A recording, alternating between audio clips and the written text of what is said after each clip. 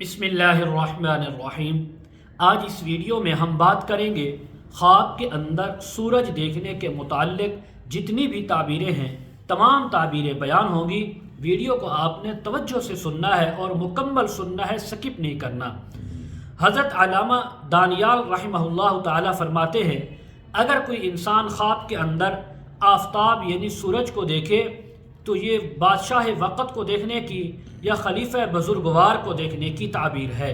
اگر کوئی انسان خواب میں دیکھے کہ اس نے آسمان سے آفتاب کو پکڑا ہے، اپنے ملک میں لیا ہے، تو اس بات کی علامت ہے کہ یہ انسان بادشاہ سے یا خلیفہ سے بزرگی، مقام اور عزت حاصل کرے گا۔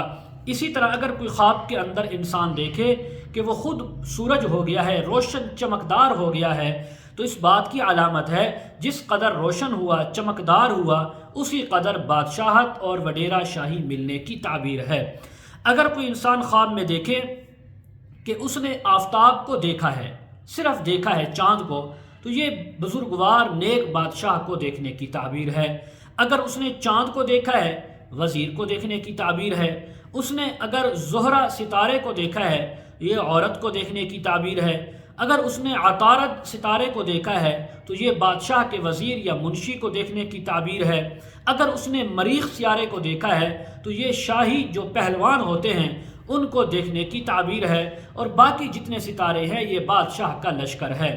حضرت جابر مغربی رحمہ اللہ فرماتے ہیں، اگر کوئی انسان خواب کے اندر آفتاب کو دیکھے، سورج کو دیکھے، چاند ستاروں کو دیکھے تو یہ اپنے ماں باپ اور باقی بہن بھائیوں کو دیکھنے کی تعبیر ہو سکتی ہے۔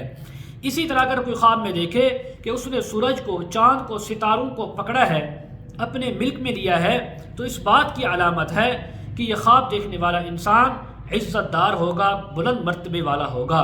اور جو سورج، چاند، ستارے اس نے پکڑے، ملک میں لیے، اگر وہ تاریک ہو گئے ہیں تو یہ اس کے ہلاک ہونے کی اور مر جانے کی بھی تعبیر ہو سکتی ہے۔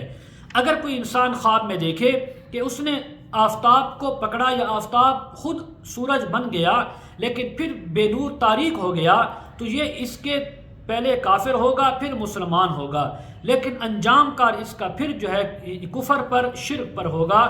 اس انسان کو چاہیے توبہ بھی کرے، استغفار بھی کرے، اللہ کے سامنے گڑ گڑائے، اپنے گناہوں کی معافی مانگے۔